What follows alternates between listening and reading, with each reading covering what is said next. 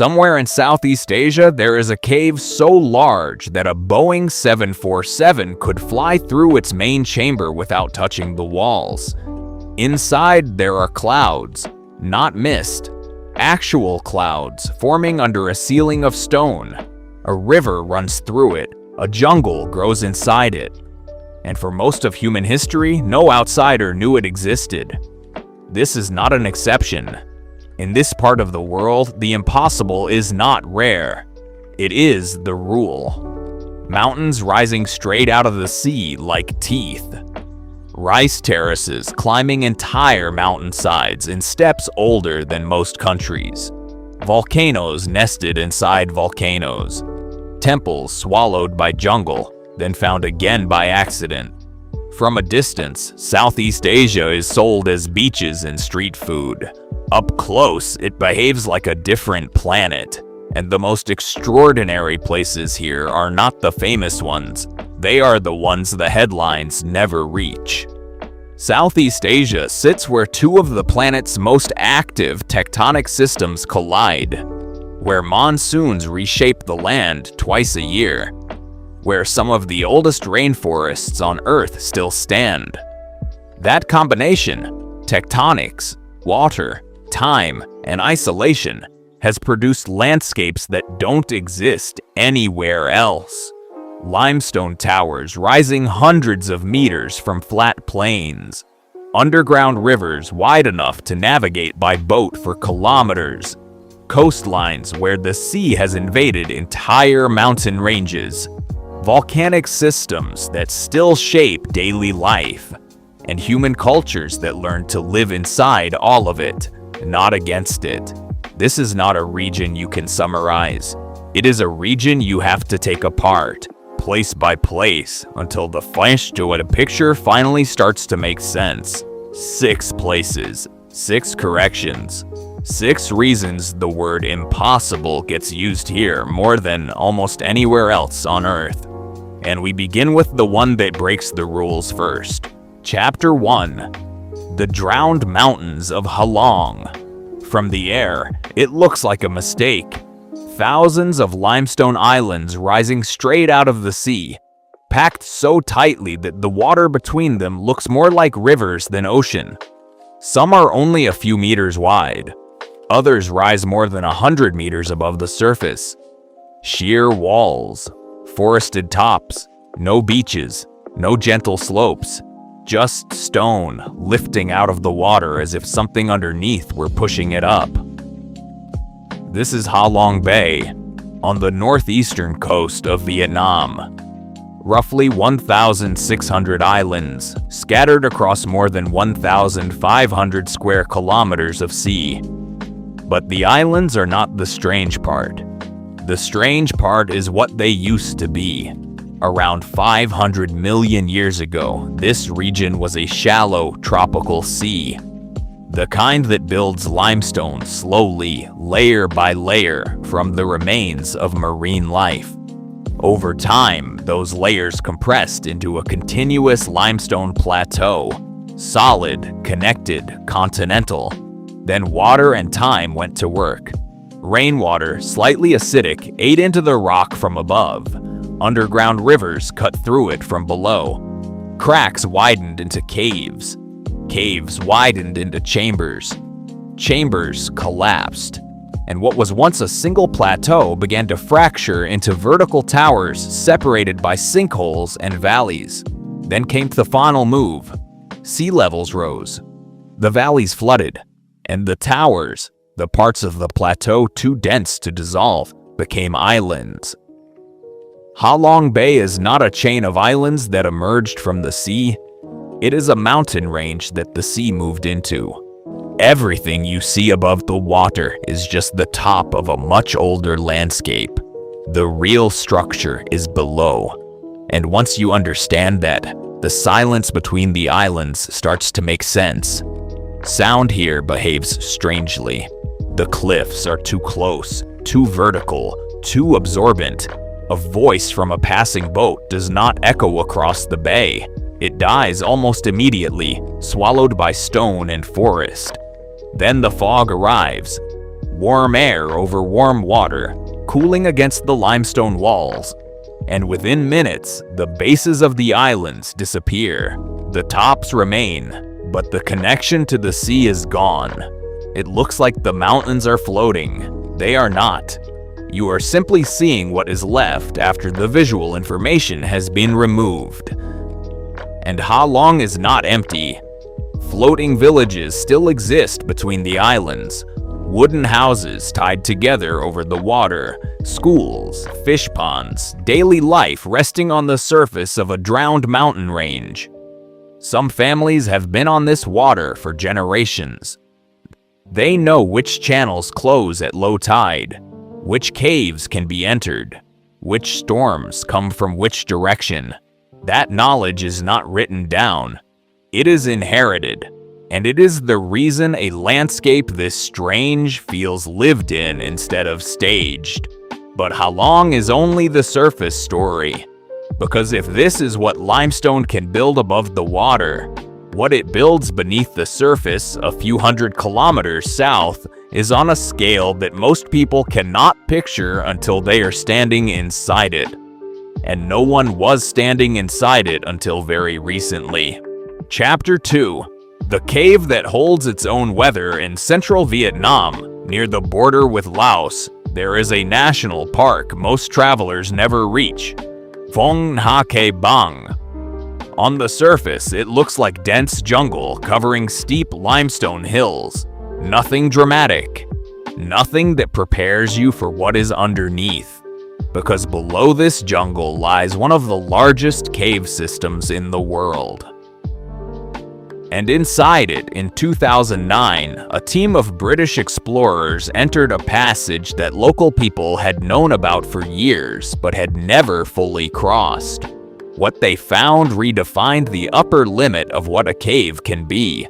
Hang Son Doong, more than 5 kilometers long, ceilings rising over 200 meters above the floor, wide enough in places to fit an entire city block. Numbers like that are hard to picture, so here's the comparison that matters. A 40-story building could stand inside it without touching the roof. An entire airliner could fly through the largest section without scraping the walls. This is not a cave in the way most caves are caves. It is an underground landscape. There is a river inside it. The river that carved it, still flowing along the floor after millions of years of work. There is a jungle inside it too. In 2 places, sections of the ceiling collapsed long ago, opening enormous skylights to the surface. Sunlight pours down through these openings, rain follows, and inside the cave, in those pools of light, full forests have grown. Trees over 30 meters tall. Vines, ferns, insects and birds that live their entire lives underground. And then there is the weather. The cave is so large that it generates its own internal climate. Cool air pools at the bottom. Warm, humid air rises near the openings. When the temperature difference is right, clouds form inside the chamber. Real clouds, drifting between the walls. This is not a metaphor. It is a measurable atmospheric phenomenon happening inside a single room of stone. Walking through Hang Son Doong takes days, not because of distance, but because the scale resets your sense of distance every few hundred meters. You cross calcite terraces shaped like frozen waves. You wade through underground rivers. You walk past fields of cave pearls, rounded mineral spheres formed slowly by dripping water, some larger than tennis balls lying in pools across the floor. And then, near the end, there is a wall, a vertical mineral barrier nearly 90 meters high. Explorers named it the Great Wall of Vietnam. For years, it was assumed to be the end of the cave. It is not. Beyond it, the system continues and connects to other caves, other passages, other rooms still being mapped. Because the most striking thing about Phong Na is not Hang Son Doong itself. It is when it was found. A local man, sheltering from a storm, felt cold air rushing out of a hole in the forest floor. He did not enter. He remembered. Almost 2 decades later, he led the team that finally went inside. The largest cave passage on Earth was discovered in human terms the day before yesterday, and most of the surrounding system is still unmapped. In Southeast Asia, the biggest things are often the last to be found, but not all of the impossibility here is hidden underground. Some of it has been built slowly, deliberately by human hands, across hillsides so steep they should not be farmable at all. Chapter 3. The staircases that feed a civilization. In the highlands of northern Luzon, in the Philippines, the mountains are not used like mountains. They are used like fields. From a distance, the slopes look terraced, cut into wide horizontal steps following the natural contours of the land. Up close, the scale becomes harder to process. The steps continue, and continue, and continue. Some rise more than 1,500 meters from valley floor to ridge. If laid end to end, the terrace walls would stretch for thousands of kilometers. This is the rice terrace landscape of Ifugao, and parts of it are at least 2,000 years old.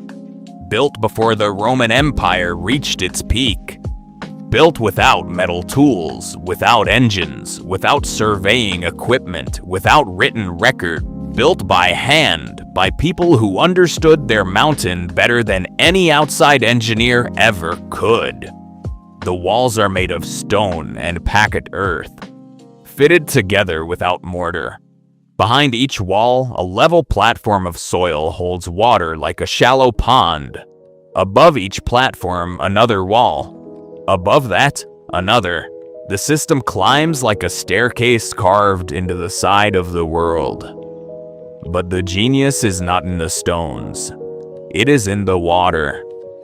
At the top of every terraced mountain, there is a forest, left intentionally untouched.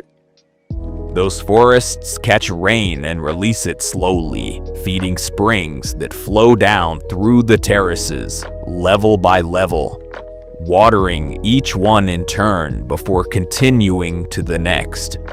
If the forest at the top dies, the system collapses. If the bottom terraces are abandoned, the water has nowhere to drain, and the upper terraces flood. Every part depends on every other part. It is not a series of fields. It is a single, mountain-sized organism, and it has been functioning for 2,000 years.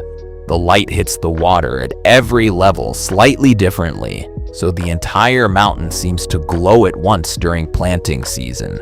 Thousands of mirrors stacked on top of each other, reflecting the same sky from 1,000 angles. When the rice grows in, the mirrors turn green. When the harvest comes, they turn gold. Then the cycle restarts. The Ifugao people did not see this as engineering. They saw it as the natural shape of a working life. The terraces were not built once and finished. They are repaired continuously, season after season, by hands that learned the work from the previous generation, which learned it from the one before. Stop the work for a year, and walls begin to crumble.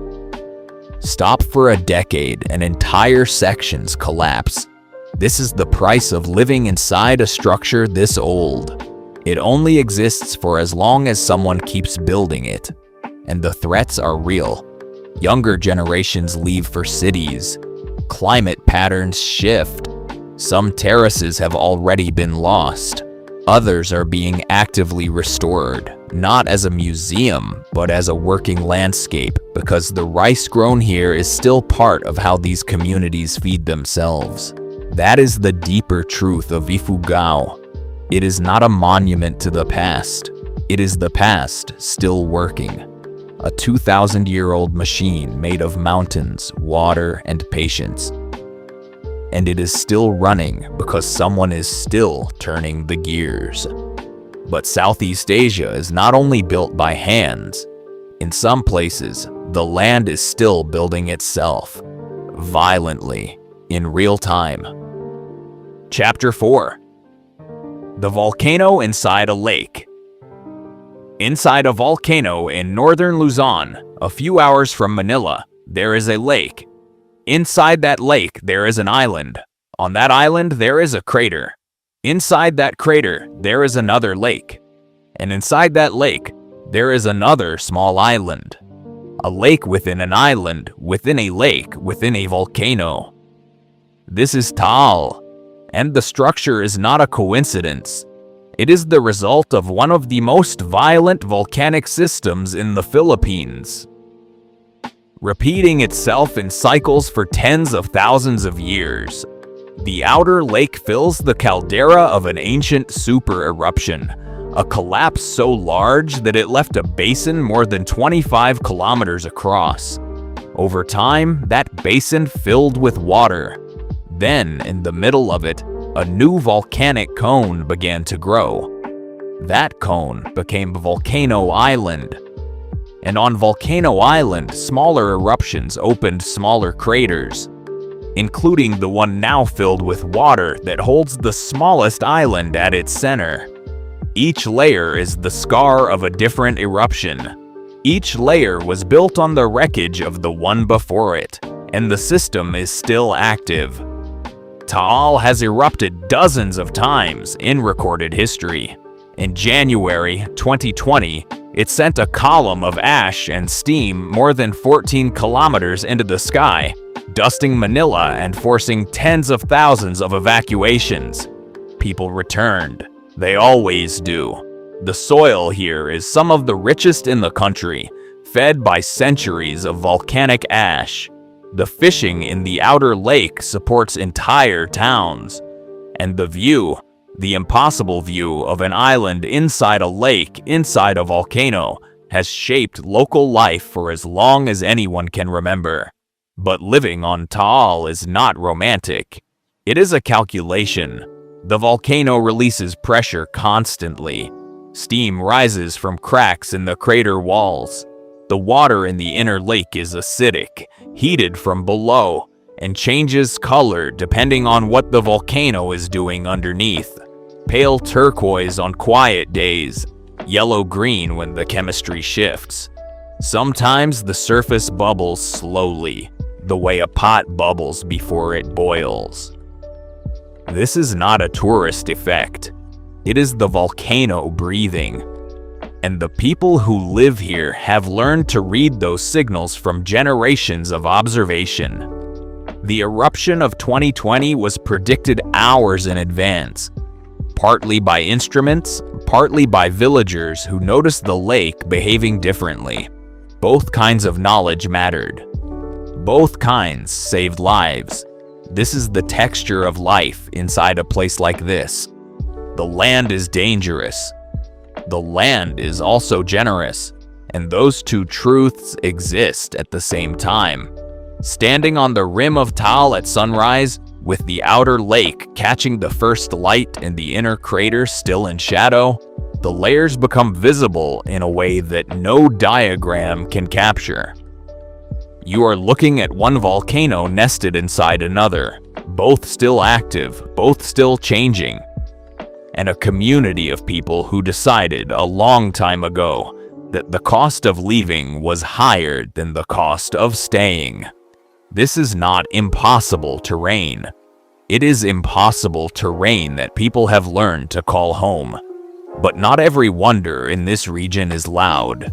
Some of them are quiet, hidden inside the jungle, waiting for the moment someone walks far enough to find them again. Chapter 5. The temple that the jungle tried to keep in the early 1860s. A French naturalist exploring the Cambodian forest came across stone walls rising out of the trees. He was not the first to see them. Local people had always known they were there. But for the outside world, the moment marked the rediscovery of something almost too large to believe. Angkor, the capital of the Khmer Empire, once one of the largest cities in the medieval world. At its height, between the 9th and 15th centuries. Angkor stretched across more than 1,000 square kilometers. Some estimates place its peak population near 750,000 people. When London was still a town of 50,000, this was not a single temple. It was an entire urban civilization built around water, rice, religion, and stone. And at its center stood Angkor Wat, the largest religious monument ever built by any civilization anywhere on Earth.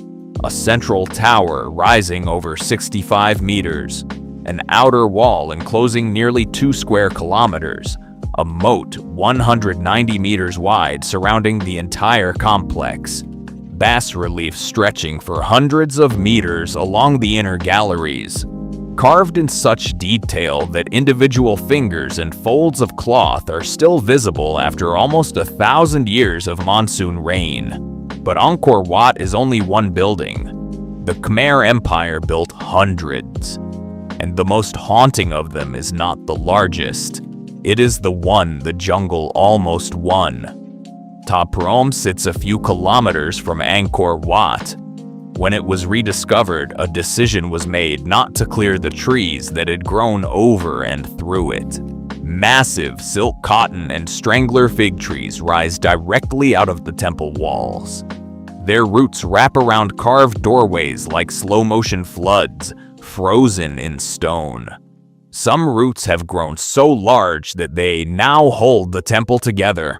Remove them, and the walls would collapse. Others are slowly tearing the structure apart, year by year. It is a building and a forest locked in a single embrace, neither one winning. Walk inside and the air changes. The stone is cool, even at midday. Light filters down through the canopy and the broken ceilings, falling in narrow shafts onto the floor. Somewhere nearby, water drips. Somewhere further away, a bird calls. Otherwise, silence. And in that silence, you start to notice what survived. Apsaras, celestial dancers, carved into the doorways, their faces still serene after 9 centuries of weather. Inscriptions in old Khmer script along the lintels. Geometric patterns repeating for entire walls.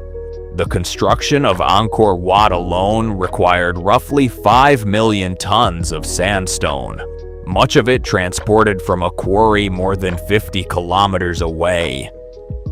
Some researchers believe the stones were floated along a network of canals built specifically for the project.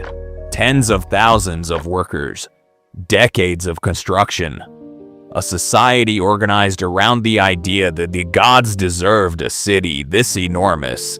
And then, sometime in the 15th century, Angkor was largely abandoned. The reasons are still debated. Drought, shifting trade routes, internal conflict, a monsoon system that became less reliable. Probably some combination of all of them. The capital moved south. The forest moved in. And for centuries, Angkor became something halfway between memory and rumor, swallowed back into the country it had once defined. The point is not that Angkor was lost. The point is that it almost stayed lost. And it raises a question Southeast Asia keeps asking in different forms. How many more places like this still exist out there, in jungles no one has fully walked through? Recent satellite scans using laser technology that can see through forest canopy have revealed the outlines of additional Khmer settlements buried around Angkor. Entire neighborhoods, road grids, water systems that no one knew existed until the lasers found them. Even the most studied site in Cambodia is still revealing itself. And Cambodia is only one country, because if Angkor shows what happens when human civilization meets the jungle, the final stop shows what happens when the jungle is left almost completely alone. Chapter 6. The forest older than memory. On the island of Borneo, shared today among Indonesia, Malaysia, and the small nation of Brunei, There is a rainforest older than the Amazon. Not slightly older, significantly older. Some estimates place the age of the Borneo rainforest at over 130 million years, meaning it was already an established ecosystem when dinosaurs still walked the Earth. It survived the asteroid. It survived ice ages. It survived the rise and fall of sea levels that broke Borneo away from mainland Asia and turned it into the third largest island on the planet. And inside it, evolution was given an extraordinary gift. Time. Uninterrupted, continuous, generous time. The result is one of the most biodiverse places on Earth. More than 15,000 plant species, over 220 species of mammals, hundreds of bird species, insects and amphibians still being discovered every year by researchers who walk a few kilometers off the nearest path and find something no scientist has ever recorded. The canopy here can rise more than 70 meters above the forest floor. Standing under it, light arrives in fragments.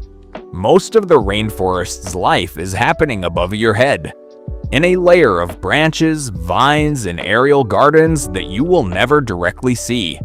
What you experience at ground level is the leftover. The shaded floor, the damp air, the constant background sound of insects, frogs, and distant birds.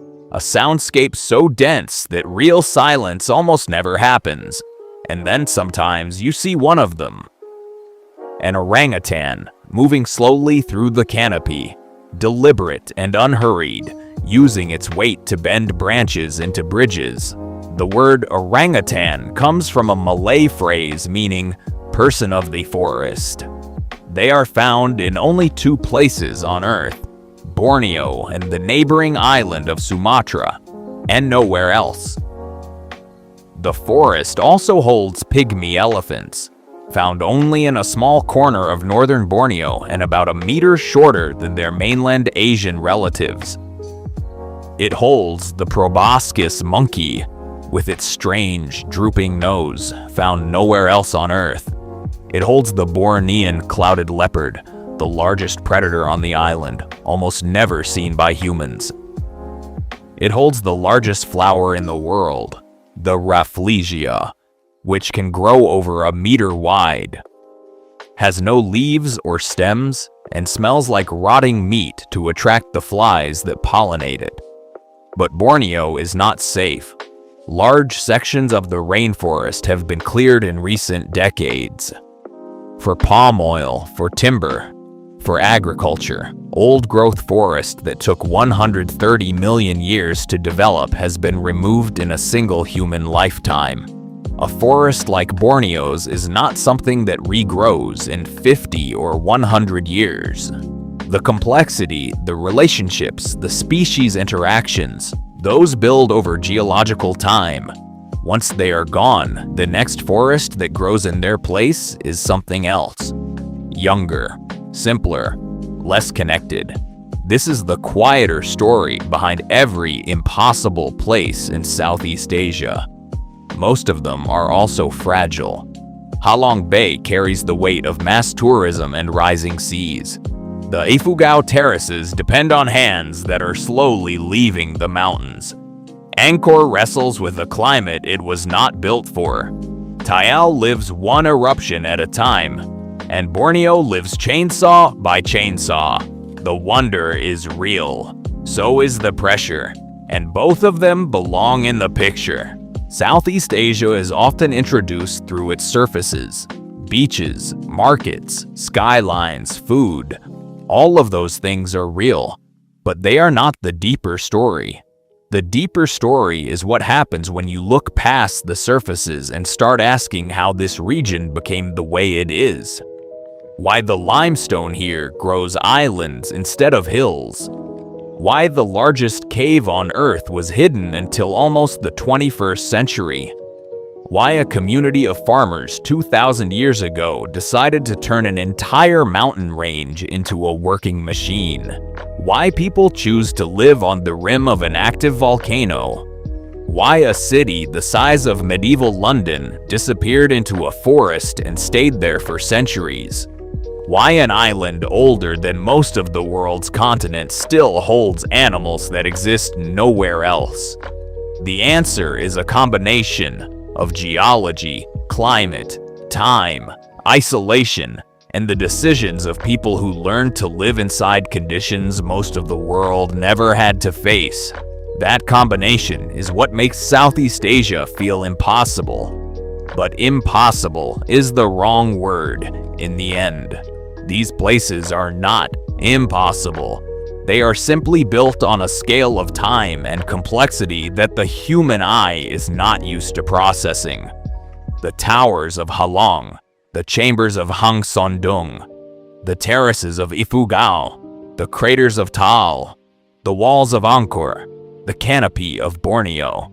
None of them violate any natural law. They reveal what natural law is capable of when given enough time, enough water, enough pressure, and enough quiet. And every single one of them will look different in 100 years. The question is not whether these places are extraordinary. That is already settled. The question is whether we still know how to recognize extraordinary things while they are still here to be seen. This is the hidden side of Southeast Asia. Not a single image, not a single country. A region where the impossible is still standing and still asking to be seen before the rest of the world finally decides to look.